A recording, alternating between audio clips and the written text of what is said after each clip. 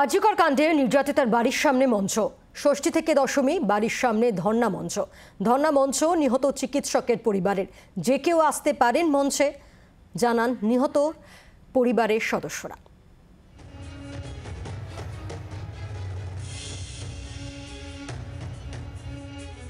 বিচার না পেয়ে একটা ব্যাপার তো আছে, তারপরে সরকারকে একটা টাইম লাইন বেঁধে দিয়েছিল।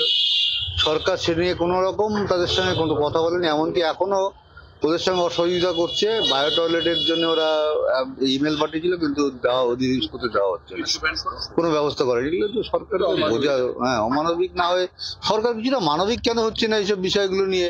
যেমন কালকে ফুলতলিতে একটা ঘটনা ঘটেছে, আজকে পাঁশকুড়াতে একটা ঘটনা দেখতে, পটাশপুরে একটা ঘটনা দেখতে পাচ্ছি। এগুলো যদি সরকার মানবিক ভাবে না চিন্তা ভাবনা করে, তাহলে এগুলো সামনে কি করে? এগুলো সামনে কোনো লক্ষণ দেখতে পাচ্ছি না। আলোচনা করলে পৃথিবীতে কোনো সমস্যা নেই যে সমাধান হবে না, আমার তো মনে হয় না। মুখ্যমন্ত্রী বলছেন এটা দুর্ঘটনা। হ্যাঁ, এর বিরুদ্ধে আমাদের তো তীব্র প্রতিবাদ জানিয়েছি। একটা আমার মেয়ে ডিউটিতে ছিল এবং কলেজের মধ্যে সুরক্ষিত জায়গায় পাঠিয়েছে, দুর্ঘটনা কি করে উনি বলছেন? দুর্ঘটনাটা কার? যারা ঘটালো তাদের দুর্ঘটনা? আমার মেয়ে তো ডিউটিতে ছিল। ইচ্ছাকৃত খুন এবং রেপ এবং খুন, এটাকে উনি দুর্ঘটনা বলবেন? তাহলে তথ্য প্রমাণ লোপাট, সেগুলো কি হলো? সেগুলোও কি দুর্ঘটনা? যারা দুষ্কৃত কর্ম করছে তাদের উপর প্রশাসনের হাত না থাকলে এত একের পর এক তারা সাহস পাবে না। ষষ্ঠী থেকে এই মঞ্চেই থাকবেন নির্যাতিতার পরিবার।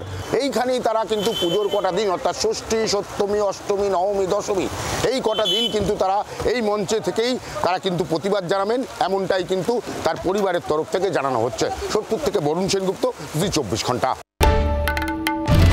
বাংলার আওয়াজ, বাঙালির আবেগ, জি 24 ঘন্টা।